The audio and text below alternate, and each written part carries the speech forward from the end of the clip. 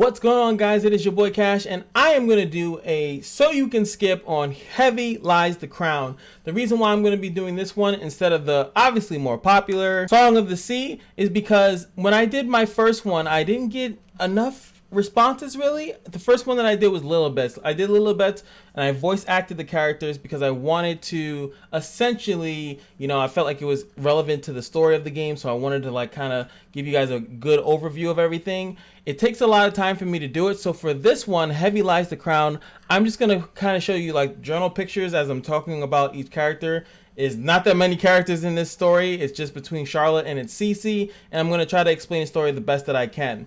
So if you guys would prefer this format, or if you want to go quickly check out the thing, I'll have it on the upper right hand corner. It's like a suggested tab, I think it is, and it should actually suggest you to the other one, the Lilibet, So You Can Skip, and you guys can tell me which one you like, because the C one is probably going to be longer. I don't know if you guys really want me to do my funny voice acting, or do you want a more direct, this is what happened video? Just let me know. The other one takes more time, so I don't want to take too much time out of my day to do it if you guys don't care for it, is what I'm saying. So anyway, let's talk about Charlotte and Heavy Lies the Crown. Let me read this little excerpt that they have here. Charlotte has been living in isolation, disconnected from the outside world, and her role as Lady of Lamar, or Lamare, whatever you like to, whatever spice you want to put on it, until an unexpected encounter with a guest from another continent leads her to ponder the true meaning of being a queen. And they spoil who the visitor is right here. As you can guess it, and as I just showed you, Cece is actually the visitor. She comes out of one of the Chaos Gates, which if you're familiar with the story, people are getting teleported all over the place. And pretty much she is trying to get back to her home. She's actually not going to be in the war, or at least maybe not in the beginning chapters of it, because she needs to get home. She's trying to get home because her and Charlotte actually share a similar thing. Pretty much something happened with their family and it all went to hell. Throughout learning through the story, you realize that Charlotte's parents are actually, both of them are dead. It is kind of crappy. So she was forcibly made the queen, the whole ruler of this castle, of this area. She is the owner of Lamare, as it says up here, a castle in Salayo Dark Swamp. And she is the lady of the swamp because literally no one is there. The only person that is there is literally her and her butler. Or should I say maid? Her maid is actually called Paradoxal, or Paradoxia, whatever her name is. And you can tell that the maid is very attached to her because it's obviously just them two. And they are trying their best to hold down the castle. But as you know, as I just said, that there's absolutely no one there. It's literally just them two in this big old castle. They don't really go too far. The maid is trying to protect Charlotte from actually going out and seeing the world, or going out anywhere really, because she's afraid that Charlotte is going to hurt herself or be exposed to too much stuff. So what actually happens is that Cece comes out of a Chaos Gate, and Charlotte finds her with the maid, and they bring her back. Of course the maid doesn't want to because she doesn't like strangers, she doesn't like outsiders, but with Charlotte's influence, they bring back Cece, they take care of her for a while. And Cece then begins to kind of talk to Charlotte to figure out what's going on. Charlotte finally opens up, and then they become closer as friends. They also spar, where Cece is now teaching Charlotte some new tricks, some new moves, which is weird because Cece has a lance and Charlotte has two swords, but whatever. So Cece is basically training her up. Of course, they start to share stories, kind of lights a fire underneath Charlotte to kind of get on top of things. She makes you kind of want to be like, oh wait, I would like to be a part of that. But as you can tell, or if you don't really know, that Charlotte actually is not really that well trained. So Charlotte is looking up to her, and she's starting to admire her, and the maid in this scenario is starting to get jealous. The issue becomes when Charlotte then decides to actually go on an adventure with Cece. She actually says, hey, I want to investigate these gates with you. It's not like I'm doing anything here anyway, and plus I can learn a lot from you. Let me go with you. I want to go with you and learn about all this thing that are happening in the world.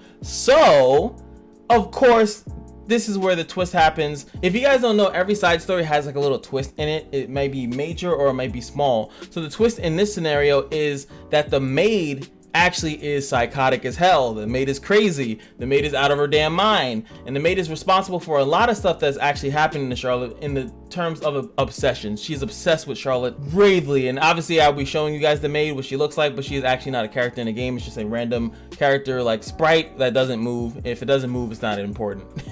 It's just a picture. But anyway, the maid then devises a plan to separate them and pretty much take out Cece and trap Charlotte, because Charlotte is starting to become independent. She's starting to want to explore and adventure places, and the maid Paradoxa cannot have that. She's not about that life.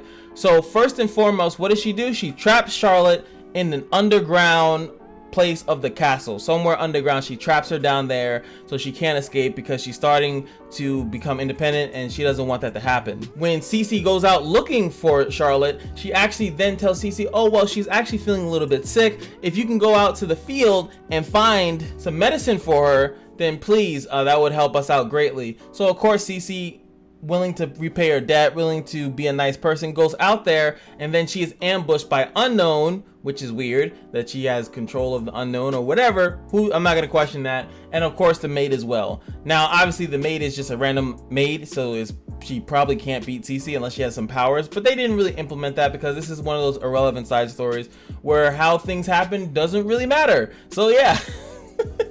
But what's important is actually what comes next. Charlotte, in the underground basement or whatever, like the underground basement, in the basement of her castle, she actually has a spare key for some reason. I guess she keeps it within her skirt. Who freaking knows? She actually has a key. She utilizes the key to escape, and then she starts to try to escape through the underground tunnel, pathway, whatever you want to call it, in her actual castle. She realizes that there are people being held captive there, and they actually recognize who Charlotte is. She goes over to free them, and she can tell that the reason why these people are stuck down here is none other than Paradoxa. She has trapped all the people down there.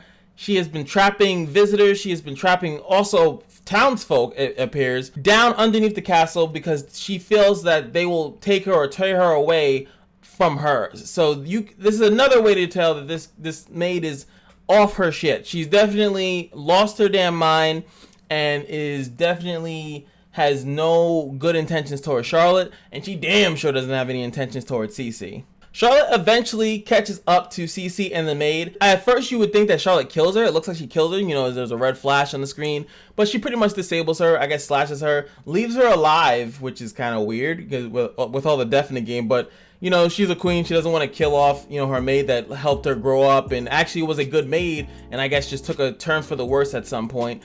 And then pretty much after that, they pretty much square that away. The maid is pretty much left to be free. So who knows, the maid might become a character later in the game, or the maid might be the final boss. And she like takes out Straze. It's like, no one's gonna take my Charlotte. I have no idea what the hell that's gonna happen. But at the end of the day, the maid gets taken out, and then Charlotte and Cece have a little duel. The duel, actually, funny enough, Charlotte is trying to say, Cece, I want to go with you. I want to go and investigate these gates again. Like I said, that's her goal was initially, and it's still her goal at the end of it. But the difference here is that Cece says that you need to stay here. You just found your countrymen, your townsfolk, or whatever. You have a castle that is in shambles. You need to stay here and rebuild stuff.